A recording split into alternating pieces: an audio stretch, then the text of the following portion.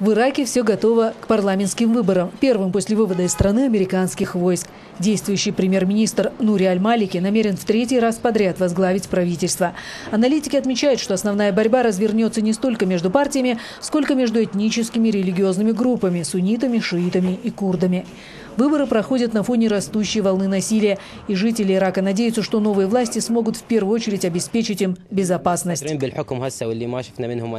Мы здесь страдаем от терроризма, взрывов бомб, рейдов армии, нападений вооруженных группировок, и мы очень хотим перемен. Мы надеемся, что наши кандидаты смогут спасти нас от боевиков и позволить нам жить в мире. За последние 8 лет мы никаких улучшений не видели. Наша жизнь только становится все хуже и хуже. Сотрудники сил безопасности и медработники проголосовали еще в понедельник, и в день голосования остальных граждан страны будут на своих рабочих местах. КПП на подъездах к столице Багдаду с вечера вторника перекрыты.